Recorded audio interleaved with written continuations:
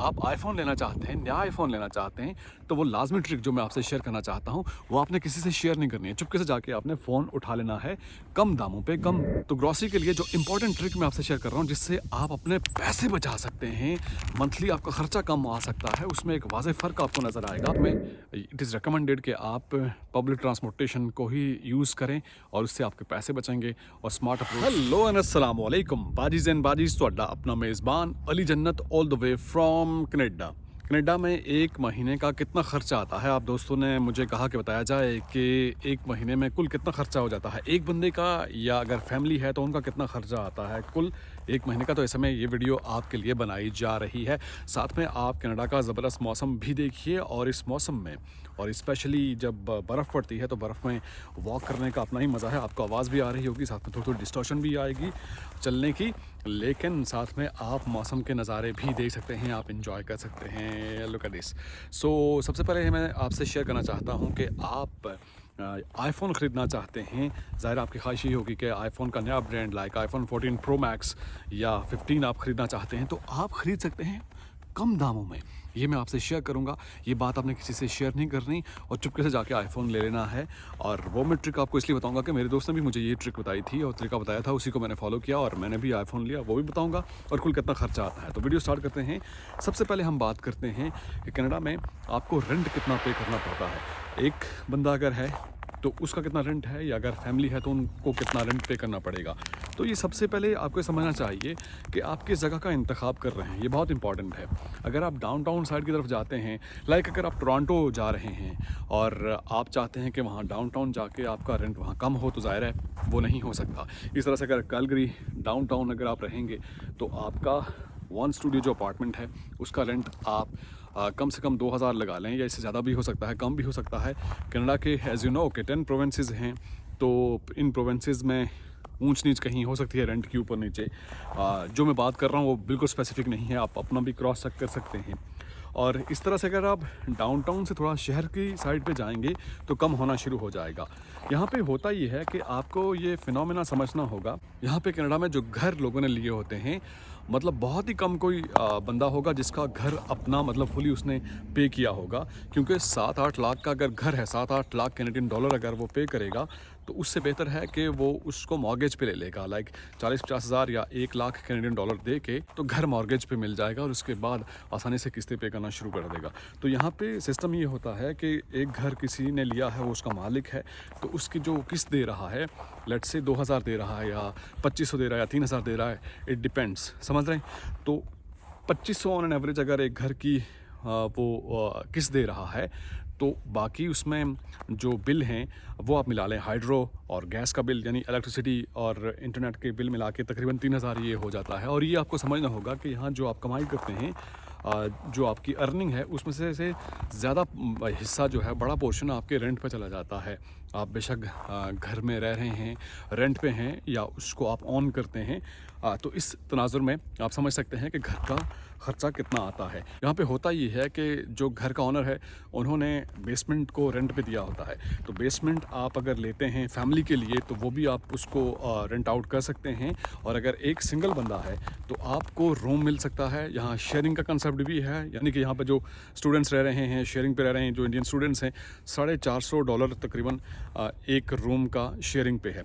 और अगर आप सोलो लेना चाह रहे हैं, इंडिपेंडेंट रूम आपको चाहिए, तो उसका रेंट तकरीबन आप कह सकते हैं कि 600-700 इतना है ही, क्योंकि आजकल थोड़ा रेंट के प्राइसेस ऊपर चले गए हैं। उसकी वजह ये है कि हाउसिंग नीड्स लोग ज़्यादा आ रहे हैं और घर तो अभी वही हैं, और इसलिए सप्लाई एंड डिमांड का एक वो मामला चल रहा है।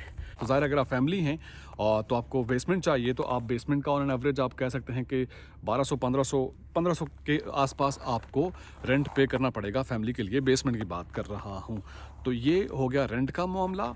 और इसके बाद हम नेक्स्ट चलते हैं आगे ग्रॉसरी की तरफ। तो ग्रॉसरी पे कितना खर्चा आएगा मैं अपना बताऊंगा। इस दफ़ा जो मैंने ग्रॉसरी की है तकरीबन $250 लगे हैं मेरे, लेकिन मैंने कुछ एक्स्ट्रा चीज़ें भी ले ली थी, लेकिन वो पूरे महीने की नहीं है।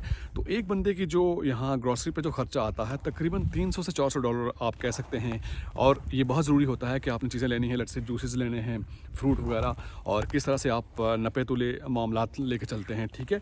और फैमिली के लिए ऑन एन एवरेज आप कह सकते हैं, मियाँ बीवी और 1-2 बच्चे हैं, तो आप 700-800 लगा ही लें, क्योंकि आपने विटामिन्स भी लेने होते हैं और फ्रूट वगैरह भी आपने लेना होता है, और उसके बाद इतना आपका ख़र्चा हो ही जाना है, क्योंकि आपकी ग्रॉसरी पे इतना ख़र्चा आना ही है, क्योंकि जो एसेंशियल जो ज़रूरी चीज़ें हैं वो तो आपने लेनी ही हैं, और इसके अलावा जो एक्स्ट्रा चीज़ें बाज़ औक़ात आप थोड़ा बहुत बाहर भी जाके खाना खा लेते हैं, और अगर आप बाहर से खाना खाएँगे तो ज़ाहिर है वो भी आपको थोड़ा बहुत कॉस्टली पड़ता है।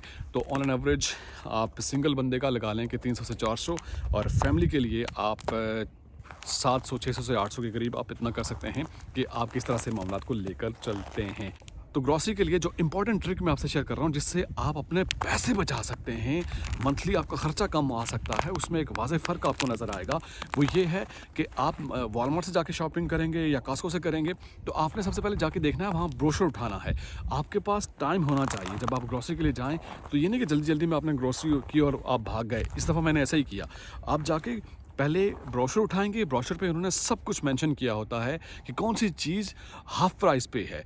तो वो जो हाफ़ प्राइस पे है, ज़ाहिर है आपकी रोज़मर्रा की अशिया तो आपके इस्तेमाल में जो आती हैं, अगर वो आपको आधी कीमत में मिल रही है तो आप सोच सकते हैं कि फ़र्क कहाँ से कहाँ पहुँच जाता है। तो सबसे पहले आपने ब्रोशर उठाना है, उसको रीड आउट करना है। एक नज़र में आपको समझ आ जाएगा कि कौन सी चीज़ें सेल पे लगी हुई हैं, तो आपके लिए ग्रॉसरी काफ़ी फ़ायदेमंद रहेगी, मतलब पैसे आपके बच जाएंगे। उसके बाद फ़ोन बिल के हवाले से मैं आपसे शेयर करना चाहता हूँ। यहाँ पे जो नेटवर्क प्रोवाइडर्स हैं, सर्विस ज़ाहिर महंगी है कनाडा में। उसकी वजह ये है कि कनाडा दुनिया का दूसरा बड़ा मुल्क है, और यहाँ पर चूँकि आबादी लाइक दूसरा बड़ा मुल्क है और आबादी कहीं कहीं है, तो सर्विस प्रोवाइड करते हुए भी ज़ाहिर है जो नेटवर्क्स हैं उनको रिसोर्सेज यूज़ करने पड़ते हैं। तो मेरा जो यहाँ पर मैं बिल यूज़ कर रहा हूँ, और उसका मेरा मंथली बिल आता था $50 ही आता था। खैर मेरे पास जो पुराना फ़ोन था उस पर भी वही बिल आता था, और नए फ़ोन पे भी वही बिल है। और साथ में आप आईफ़ोन लेना चाहते हैं, नया आईफ़ोन लेना चाहते हैं, तो वो लाज़मी ट्रिक जो मैं आपसे शेयर करना चाहता हूँ, वो आपने किसी से शेयर नहीं करनी है। चुपके से जाके आपने फ़ोन उठा लेना है, कम दामों पे, कम पैसों पे। वो ट्रिक ये है कि आपने ये करना है कि जो आपका लेट्स से $50 या $100 जो आपके डेटा या नेटवर्क की जो फ़ीस है, सिम की जो आपने चार्जेस देने हैं, वो तो हर महीने आपने देने ही देने हैं। साथ में आपने क्या करना है कि अगर आप आईफ़ोन लेना चाहते हैं, अपने फ़ोन को अपडेट करना चाहते हैं, तो उसके लिए आपको थोड़ा ये इंतज़ार करना होगा ब्लैक फ्राइडे का या क्रिसमस डे का या ऐसे इवेंट्स का। तो ये आपको इन्फॉर्मेशन कैसे मिलेगी? ये इन्फॉर्मेशन आपको ऐसे मिलेगी कि आप मॉल में जाएंगे। जैसे मैं कैलगरी मॉल में गया, तो वहाँ पर वो जो आउटलेट्स बने होते हैं फ़ोन के हवाले से, उन्होंने मुझे क्या बताया, आप वेट कीजिए कि क्रिसमस पे आपको ये फ़ोन बहुत ही कम कीमत पे मिल जाएगा। तो $50 तो मैं अपने सिम के चार्जेस तो पे कर ही रहा हूँ जो मैं यूज़ कर रहा हूँ, लेकिन साथ में ये हुआ कि मुझे आईफ़ोन पड़ा कितने में? आईफ़ोन 14 ब्रांड न्यू $19 में पड़ा है। यानी कुल मिला के अब मेरा बिल 50 और 70 आता है, और टैक्सेस मिला के 77 या 78 आता है। तो ऐसे में आप कोई भी आईफ़ोन लेना चाहते हैं तो वो आपको इंस्टॉलमेंट में मिल जाएगा कम दामों पे। उसके लिए ज़रूरी ये है कि आप जब जाएंगे किसी भी मॉल में, लाइक लेट्स से कैलगरी के किसी मॉल में चले गए, वहाँ पे आपको आउटलेट्स पे वो सब कुछ गाइड कर देंगे। वहाँ पे इंडियन भाई थे, उन्होंने मुझे बताया कि यार अभी ना लें, थोड़ा वेट करके आप फ़लाँ टाइम पे आ जाएं तो आपको ही सस्ता मिल जाएगा। तो हुआ ऐसा ही। उस इवेंट पे लेट्स से ब्लैक फ्राइडे या क्रिसमस डे है, तो उस पे आपको सेल लगी होती है, पूरा एक हफ़्ता सेल लगी होती है।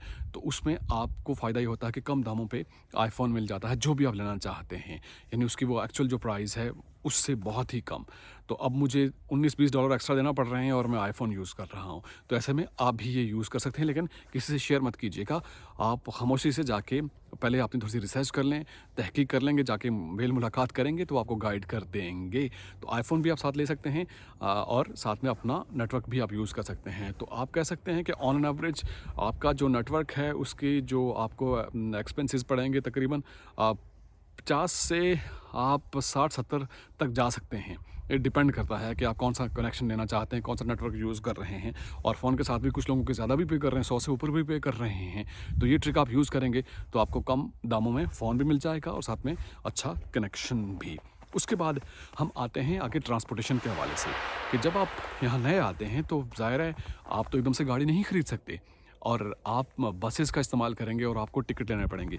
रोज़ का जब मैं टिकट ले रहा था कैलगरी में, तो मुझे वो महंगा पड़ रहा था। फिर पास मिलता है यहाँ 1 महीने का, महीने के आगाज़ में ही आप पास ले लेंगे, लाइक $100-120 के करीब आपको पास मिल जाएगा।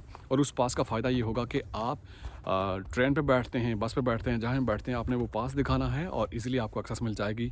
आप जहाँ भी घूमना चाहते हैं आप घूम सकते हैं।